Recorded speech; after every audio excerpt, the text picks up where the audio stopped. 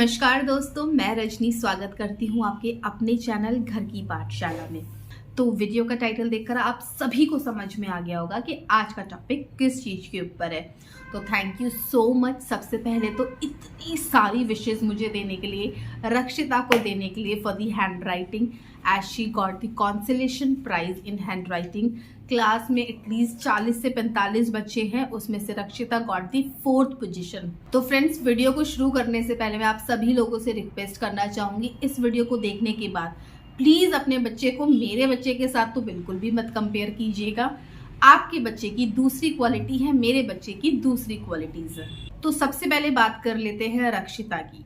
वैसे तो अगर रक्षिता कोई पोजीशन ना भी लेके आती तो भी I am very much happy, but मुझे खुद पर्सनली लग रहा था कि रक्षिता जरूर कोई ना कोई पोजीशन जरूर गेन करेगी। ऑल्दो रक्षिता गॉट द कॉन्सोलेशन प्राइज, मुझे उसमें भी बहुत खुशी है। तो यहाँ पे मैं कर रही हूँ अपनी वीडियो रिकॉर्ड, साइड में रक्षिता कर रही है स्टडी। तो मैंने आज कुछ टिप्स देने वाली हूँ बिकॉज बहुत सारे लोगों ने मुझे विशेष भी दी और पूछा कि रक्षिता की हैंड राइटिंग इतनी अच्छी क्यों है या इतना अच्छा कैसे लिख पाती है। दोस्तों, मुझे ऐसा लगता है कि सभी के अंदर कोई ना कोई क्वालिटीज है। कई लोग उसको बहुत अच्छे से प्रेजेंट कर पाते हैं और कई लोग उसको अच्छे से प्रेजेंट नहीं कर पाते। तो शायद मुझे ऐसा लगता है कि रक्षिता के अंदर ये क्वालिटी है, वो ना दिखा देती है दूर से। जब हम भीड़ में खड़े होते हैं हमें सारे एक जैसे लग रहे होते हैं ना, लेकिन अगर कोई हैंड रेस कर दे तो वो वहीं से हम लोगों को फोकस्ड हो जाता है कि वो कुछ अलग है और रेस कर रहा है, वो कुछ कहना चाहता है, तो हम उसकी बात सुनते हैं इतनी भीड़ में से सिर्फ उसकी। तो वही चीज़ हैंड राइटिंग के अंदर भी होती है कि आप अपने आप को कैसे out of the box show करते हो। तो गाइज, यहाँ पे मेरा टिप नंबर 1 है। सबसे पहले हैंड राइटिंग को लेके है फॉर्मेशंस पे हमें बहुत ध्यान देने की जरूरत है।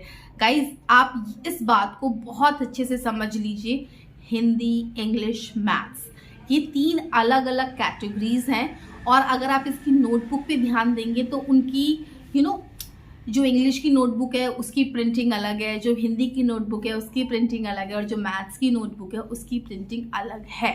तो वो बच्चों को हेल्प आउट करने के लिए होता है ताकि बच्चे समझ पाए कि किस फॉर्मेशन में कितना वर्ड्स को उठाना है, कितना डीप लेके जाना है, और उसकी जो स्लैंटिंग, स्लिपिंग, जो भी लाइन्स है और या कर्व है उनको कैसे देना है। तो वो जो बेसिक्स होते हैं हिंदी, इंग्लिश, मैथ्स के, इसलिए उनको कैटेगरीज में डिफाइन किया गया है। 6 या 7, मुझे आज भी याद है, शायद 8 से या 9 से मेरी ना सारे सब्जेक्ट्स की कॉपी हिंदी में हो गई थी, क्योंकि 7th और 8 तक हम लोगों को, टिल 7 और 8 तक हम लोगों को सिर्फ हिंदी में ही काम करना होता था। हिंदी का काम, मैथ्स का काम सिर्फ मैथ्स की नोटबुक में ही करना होता था। इतने सालों तक हम उस पर्टिकुलर कॉपी में अपनी फॉर्मेशंस को ही रेगुलरली रिवाइज करते हैं, इम्प्रोवाइज करते हैं और अच्छा लिखते हैं। और जब वो हैबिट बिल्डअप हो जाती है, वो पेंसिल से हम पेन में आ जाते हैं, और जब वो 3 कैटेगरीज की कॉपी होती हैं वो एक में कन्वर्ट हो जाती है। बहुत सारे पेरेंट्स मेरे हिसाब से ये मिस्टेक करते होंगे, उनकी जो घर की कॉपी होगी या उनकी जो ट्यूशन की कॉपी होगी वो अलग अलग नहीं होगी। उन लोगों ने क्या कर दिया होगा, एक सिंपल से A4 साइज के पेपर ऑफिस से लेकर आ गए होंगे और उस पर बच्चों को प्रैक्टिस करवानी शुरू कर दी, या फिर एक कंसोलिडेटेड एक सिर्फ हिंदी की नोटबुक बना ली और बच्चा उसी में हिंदी, इंग्लिश, मैथ्स तीनों सब्जेक्ट्स का काम कर रहा है। तो स्कूल में तो बच्चा फॉर्मेशंस में लिख रहा है, लेकिन जब घर आके प्रैक्टिस करता है तो वो उसका रिदम टूट जाता है, जिसका इफेक्ट पड़ता है हैंड राइटिंग पे। तो प्लीज बहुत ज्यादा फोकस्ड रहिए। कुछ टाइम तक ही, 2nd और 3rd तक ही आपको ना बहुत ध्यान देने की जरूरत है। उसके बाद आपके बच्चे की हैंड राइटिंग ऐसे इंप्रूव कर जाएगी ना, बिलीव भी नहीं करोगे। इसके बाद मेरा सजेशन नंबर 2 है, बच्चे को अगर स्कूल में कोई रूल्स बनाए गए हैं कि पेंसिल से काम करना है तो उसके पीछे का लॉजिक समझिए। क्या होता है, जनरली जो पेंसिल होती है उसका शेप, साइज बहुत स्टैंडर्ड होता है। तो बच्चा जब उसको लिखता है ना तो उसका एक ही फॉर्म जनरेट होता है। जैसे जैसे बच्चा ग्रो करता है, बड़ा होता है, पेन आप देखोगे ग्रिप वाले, विदाउट ग्रिप वाले, थिन पेन, थिक पेन, बहुत सारे चलते हैं। तब तक बच्चा इतना यूज टू हो जाता है कि जिस भी वो पेन से काम करे उसकी हैंड राइटिंग ऑलमोस्ट सेम आती है। लेकिन छोटे बच्चे बहुत नाजुक होते हैं। मैं कई बार बहुत नोटिस करती हूँ, कई बच्चे मार्कर से लिख रहे होते हैं, चौक से लिख रहे होते हैं, लेकिन वो फॉर्मेशन के ऊपर भी इफेक्ट करता है। अब आपको एक छोटा सा एग्जाम्पल देती हूँ। स्टार्टिंग डेज में रक्षिता जो है सलेटी पे लिखती थी, फाइन, तब तक ऐसी कोई चीज़ नहीं थी या मुझे नहीं पता थी कि मैं रक्षिता को और इम्प्रोवाइज करा सकूं। फिर उसके बाद आया व्हाइट बोर्ड, लेकिन व्हाइट बोर्ड में मैंने चीज़ें नोटिस की कि जो उसका पेन है वो काफ़ी थिक था, तो रक्षिता ना काफ़ी मतलब उतने अच्छे से उसको होल्ड नहीं कर पाती थी।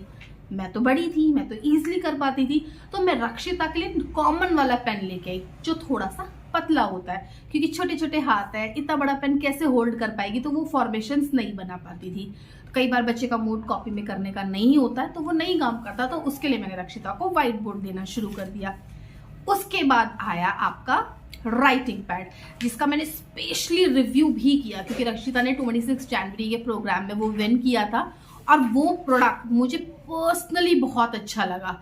सबसे पहली चीज, एक तो उसका पेन बिल्कुल पेंसिल की तरह है, बच्चा बहुत ईजिली उसको होल्ड कर पाता है और उसको मूव कर पाता है अपने अकॉर्डिंग, जैसे पेंसिल करते हैं। दूसरा, वाइल राइटिंग, नीचे से ना कुछ मिटता नहीं है। जैसे आप व्हाइट बोर्ड पे लिख रहे हो, कभी होता है कि हाथ से ऐसे हाथ खिसक गया तो सारा मिट गया और बच्चा ना फिर डीमोटिवेट हो जाता है, मैं नहीं लिख रहा, बार बार मेरा काम गलत हो रहा है। तो इस राइटिंग पैड में ना ये वाली प्रॉब्लम नहीं होती, गलत हो गया तो गलत ही है वो, जब तक आप उसको इरेज का बटन नहीं प्रेस करोगे।